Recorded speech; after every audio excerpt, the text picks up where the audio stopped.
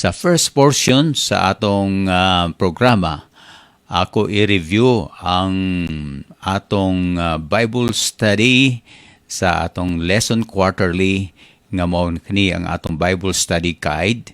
We are talking about rest, relationships, and healing. Nga naman nga atong itampo kini kung Webes tungod kay kini it has a big relationship sa atong physical health. Tungod kay it is dealing with our emotion, our restlessness, and also how can we attain healing from our restlessness, especially in our relationship with our family. Okay? So, sa first portion, and then the second portion will be discussing about physical health and atong i-revisit kining kadaghanan nga at ginapangutana sa ato kining unsa ba ang mga benepisyo sa pagkaon og sweet potato. Pag-ingon nato mga higala, sweet potato mao kini ang known as kamote nga kadaghanan na entertain nato nga idea. It's a poor man diet nga food. Kung kamote atong ginakaon, ako nakainomdom samtang kami gagmay pa, no? Mga bata pa kami. Pag tigbagyo, wala na yung mga pagkaon, kamote ang among gikaon. Tapos hilak-hilak na pod ang among parents, ug hilak pod mi nganong grabe ka pobre tungod kay kamote lang ang gikaon. Pero atong tan-awon karon, no, kung unsa ba ang mga benepisyo nga atong makuha, labi na gyud kung kanunay tan mugkaon og kamote. Ay compare nato sa mga sa bugas o sa kanon, atong tanawon sa kini sa second portion. Atong hinumduman mga higala that the first portion will be for our emotional health, and we will be reviewing ang atong Bible study using our lesson quarterly for this quarter, and we are now in lesson 7, rest, relationships, and healing. Every Saturday morning, 7 to 8 na atay lesson review, mo kini ang Cebuan version. Pero karon ato ni kadaghanan ani English ang ato gamiton tungod kay naapod mga naminaw kanato nga dili pod makasabot og Cebuan na sa ubang mga lugar labi na via Facebook. So I'd like to welcome everybody sa atong programa sa mga pahimangno para sa maayong panglawas. Nindot kayo ang atong leksyon for this week tungod kay it gives us mga importante kaayong mga prinsipyo para kita matambalan sa atong becoming restless. So we will be talking, friends, about rest, relationships, and healing in our Bible study. For our memory text, you can open your Bibles to Genesis chapter 45, verse 5. Okay? This is actually a verse that gives us the idea of the attitude of Joseph in what happened to him. Instead of negative attitude, he tried to look at in the bright side of life. And Genesis chapter 45, 5 is a very good picture of what was the feeling of Joseph in the very unfortunate circumstances that God allows him to have. It says here, but now do not therefore be grieved or angry with yourselves because you sold me here, for God sent me before you to preserve life. Beautiful verse, Genesis chapter 45, verse 5.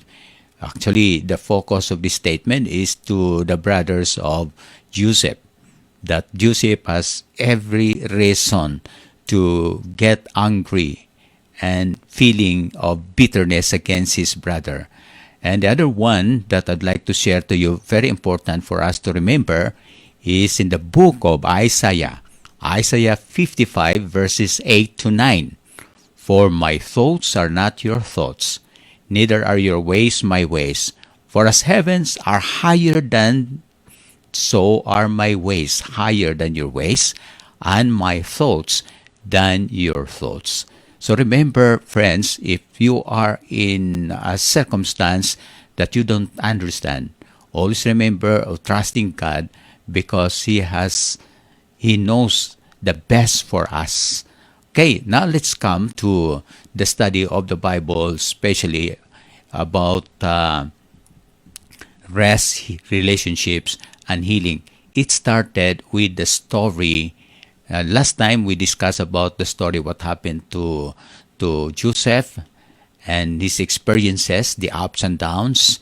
He was sold by his brothers, and he became slave, and then he lived in the house of Potiphar, and then again he was also accused of raping the wife, and then Joseph continued on trusting the Lord. Now let's come to Genesis 41:50 to 52. Before the years of famine came, two sons were born to Joseph by Asenat, daughter of Potiphar. So after Joseph was in prison, and then he actually interpreted the dream of Potiphar, of the king, and then what happened to him that he became governor of Egypt. Okay, so when he interpreted the dream of Pharaoh, okay, and now it started with the story that he is now in a good position. So in verse 50, before the years of famine came, two sons were born to Joseph by Asenat, daughter of Potiphar.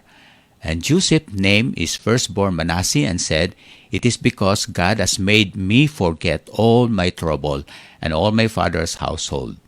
Okay? Eventually, in these verses, we know the situation of Joseph. After the ups and downs, the painful experiences that he experienced, eventually things move in the right direction for Joseph. Big time. He not only got out of prison, but he also was made prime minister of Egypt after interpreting Pharaoh's dreams. It is recorded in the whole chapter of Genesis 41.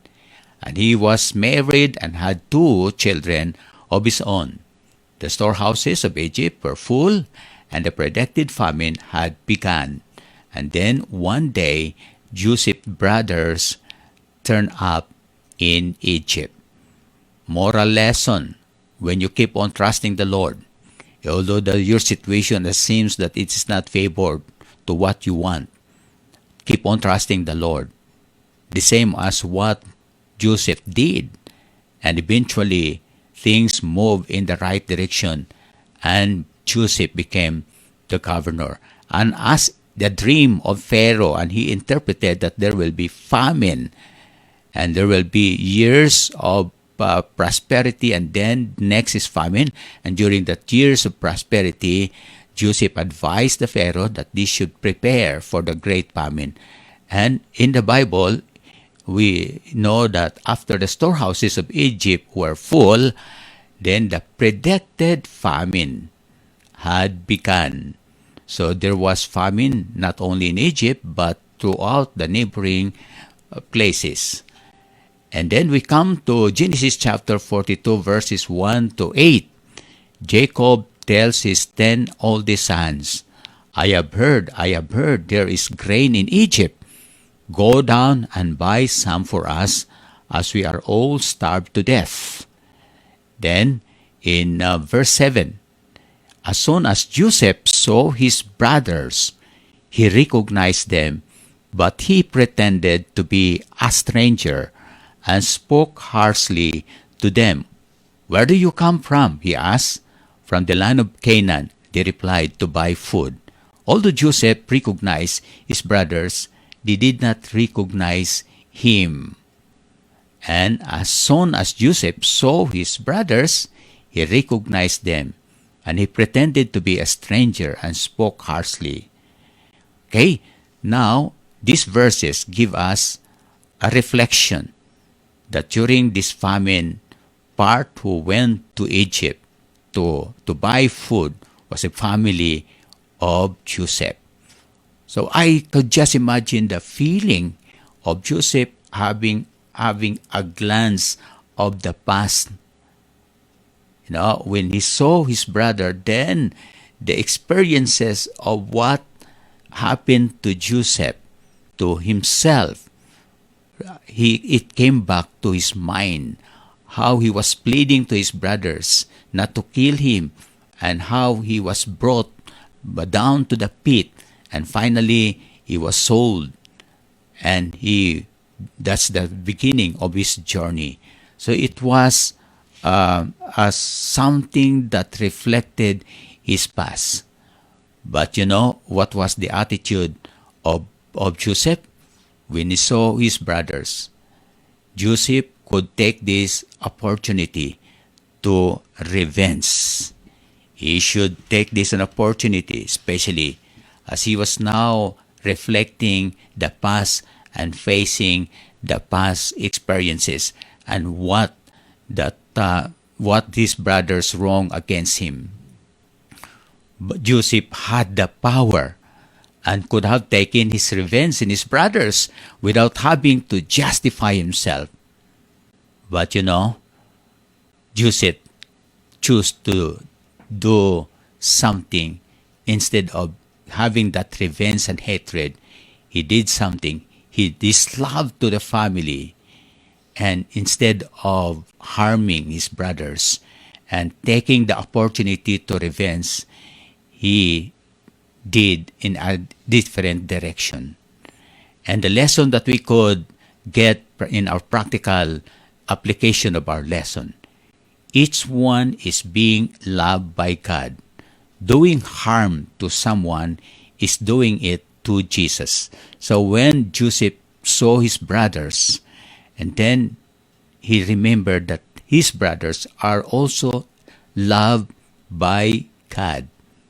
And if we do harm to his brothers, especially to our members of our family, we are harming ourselves.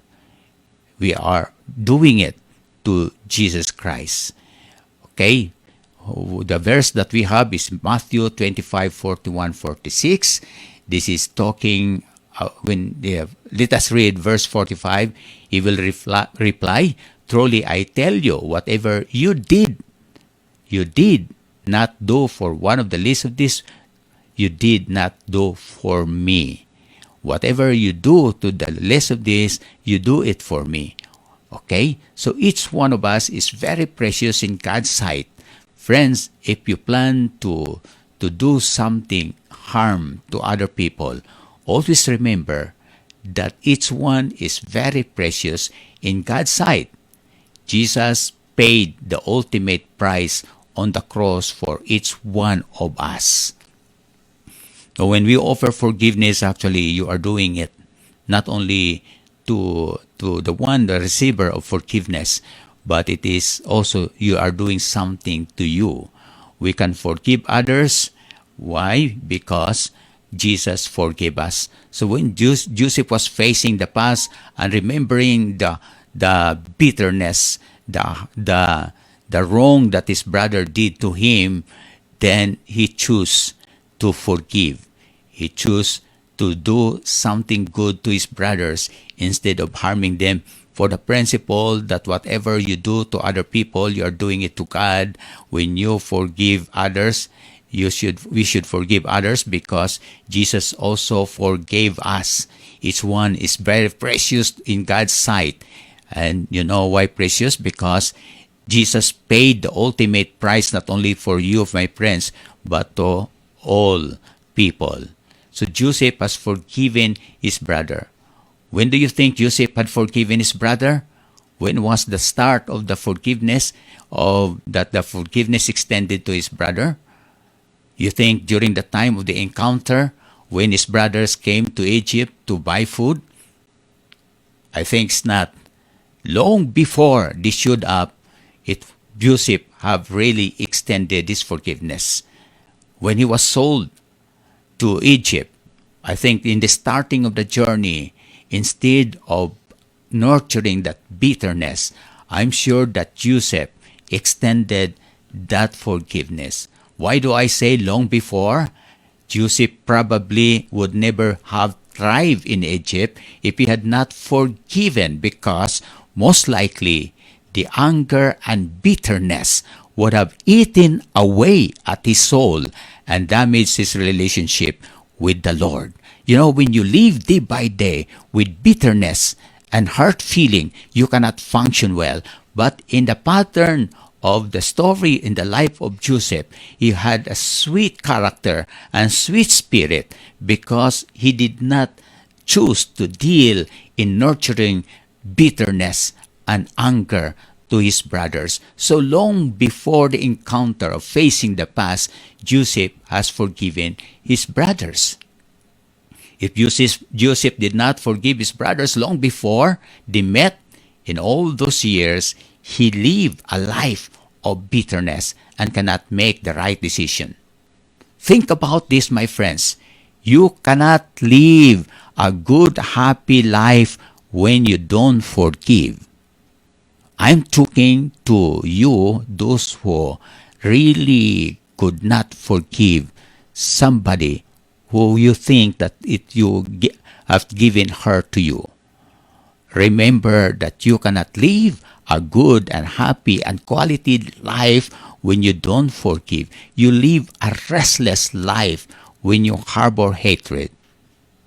Many refuse to forgive because they think that he is right and focus of hatred because of the wrongdoing. He was thinking that he is always right and other people, the one who made wrong to him, is not right. And so that anger is being nurtured, and they live day by day in hatred and bitterness, and the quality of life actually is not good for you when you have that kind of attitude.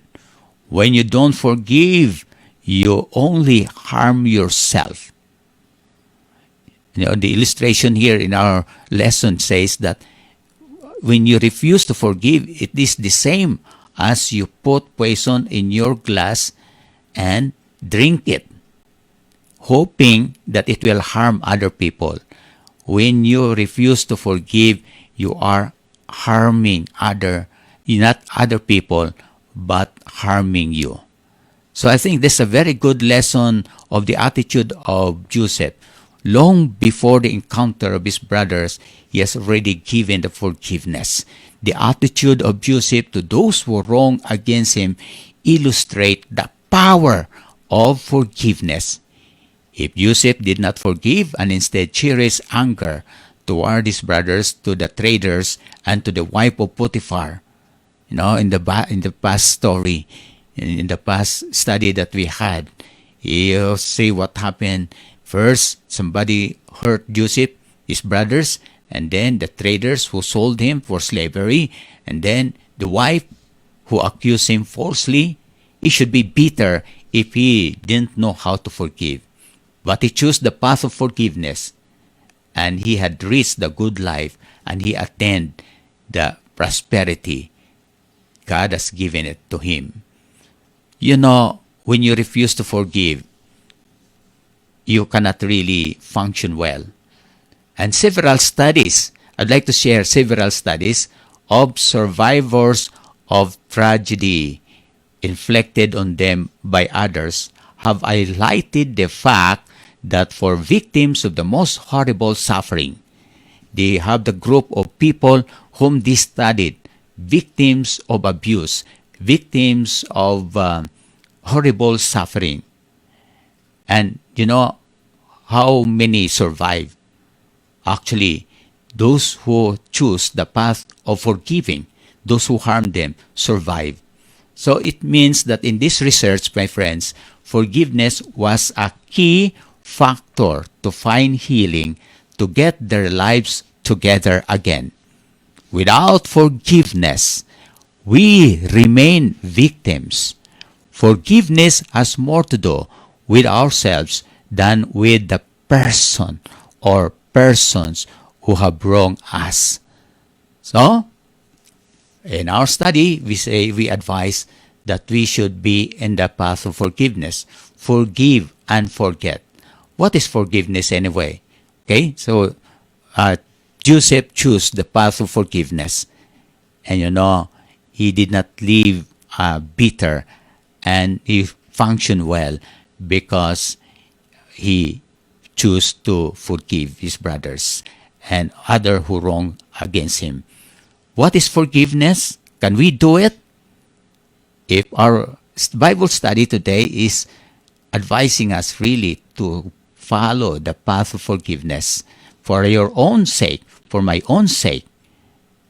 Actually, forgiveness has been defined as the willingness to abandon one's right to resentment, condemnation, and revenge toward an offender or group who acts unjustly.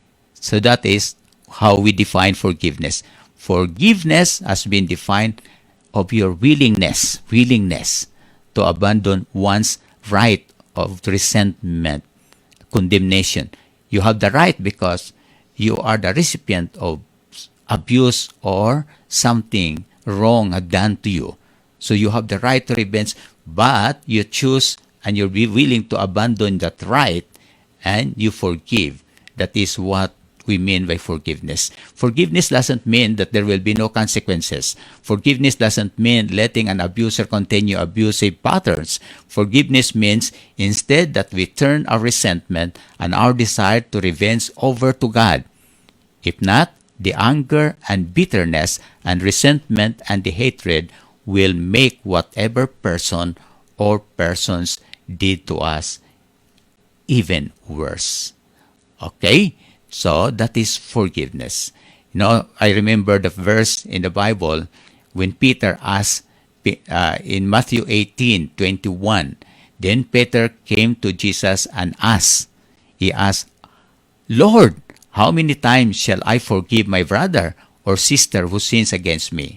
Up to 7 times has been practiced?" But Jesus answered, "I tell you, not 7 times, but 70 times 7. Meaning that you should forgive 70 times 7. Are we particular with the mathematical computation of forgiveness? No, the principle here is that when you choose to forgive, when you give up your right to do hurtful things to the one who erred against you, then later on you'll be the one that could benefit. And when you choose to forgive, then your emotion will be healed and never with that hurting feeling will be gone. How can I forgive? One of the keys in learning to forgive is to understand that we have been forgiven in Christ. We all sin, not just against other people, but against God as well. Once we can experience for ourselves the reality of God's forgiveness, we can begin to let go and forgive others. We forgive not because others deserve it, but because it's what we have received from God and what we need ourselves. In fact, the Lord's Prayer that Jesus Christ taught, "Forgive us our debts as we forgive others." You say to the Lord, "I accept your forgiveness by forgiving others." When you ask forgiveness and then God has forgiven you and you don't forgive others, meaning indirectly you're telling God that you don't accept His forgiveness. In this parable that the master forgiven him, and then when the servant came, his servant, after he received forgiveness, and then the one who owed him, he put it in prison, and the master was so mad, and he withdrew his forgiveness. So forgiveness is the key for us to receive healing. Bless those who curse you. What will be our attitude towards those who hurt us? To our enemies, Luke chapter 6 verse 28, what will be our attitude? Bless those who curse you, pray for those who mistreat you. But I tell you, love your enemies and pray for those who persecute you.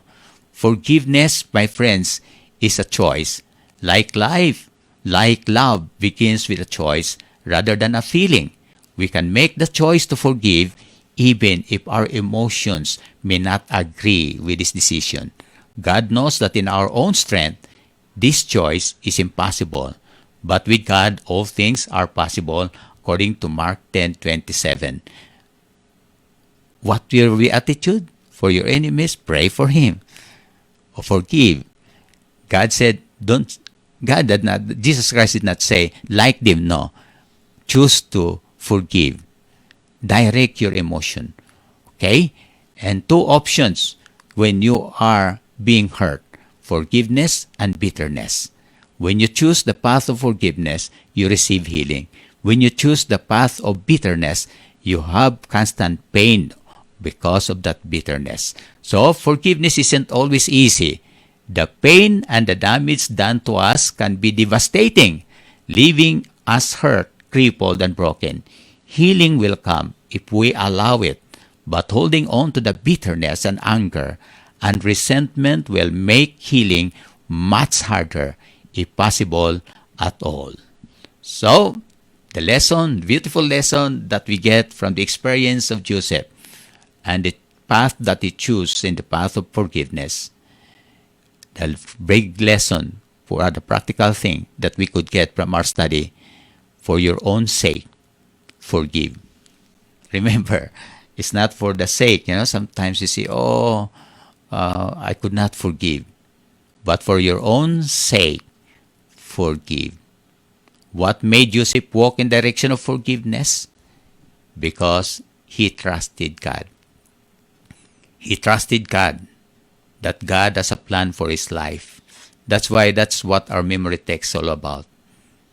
When he said, you intended to harm me. This is in Genesis 50 verse 20. You intended to harm me, but God intended it for good, to accomplish what is now being done, the saving of my lives. Yes, I cannot understand. I cannot explain maybe the experiences that you have, hurtful and bitter experience. But trust God. Instead of treading the path of bitterness, forgive. Trust God that God will always direct your life. Okay? And Isaiah 55 verse 8 to 9, for my thoughts are not your thoughts, neither are your ways my ways. For as heavens are higher than so are my ways higher than your ways, and my thoughts that your thoughts. Joseph firmly believed that his life was part of God's big plan to help save them and then known world from famine. And then to help his family fulfill God's promise to become a great nation, knowing that God had overruled the evil plans of his brothers to bring about good, helped Joseph to forgive. So summarizing our lesson for this week, in Joseph's story, we see him crying as he sees his brothers again and relieves some of the feeling of his past. But Joseph learned that his brothers live a life of regret, guilt, living without peace because of what they did to Joseph. Joseph chose the path of forgiveness instead of living a life of bitterness and anger and revenge. And as a result, he experienced rest, healing in their family relationship. How about your experience? I hope that we experience rest, healing in our family relationship. What experience you have with members of your family? What experience you have with other people? Are you hurt? For your own sake, forgive. For your own sake, forgive. That's our center thought of our lesson for this week. Thank you very much.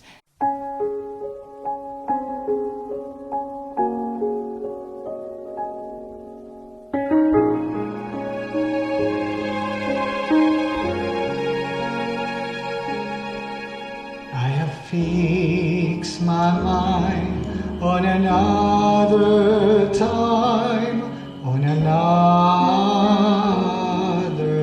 time.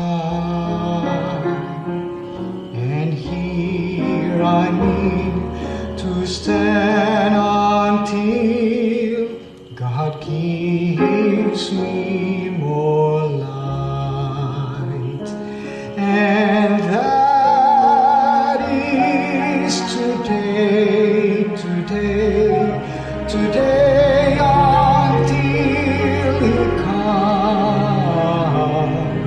I have fixed my mind on another time, on another time.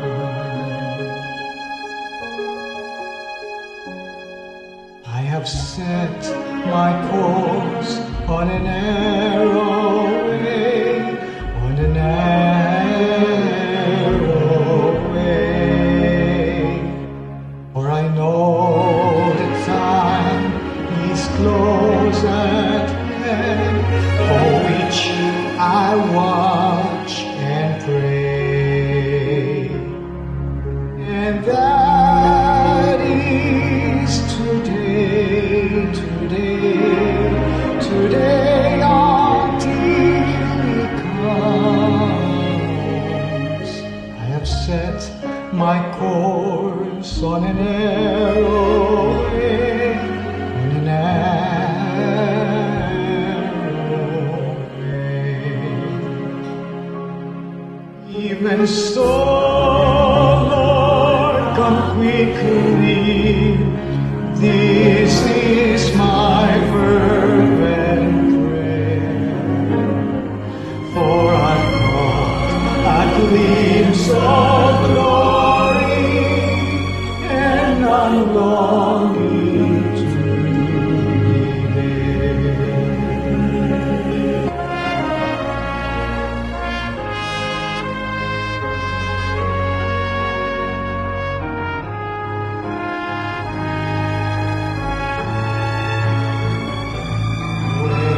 Shall the Son of Man appear, the trumpet sound its blast, and Christ descend in glorious fire, with all the saints amazed, will rise victorious to sleep.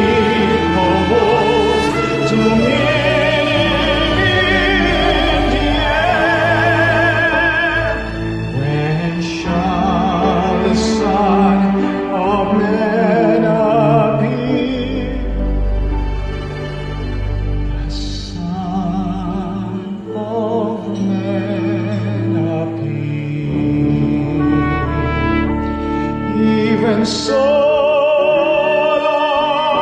come quickly, this is my fervent prayer, for I've caught a glimpse of glory, and I'm longing to be there, for I've caught a glimpse of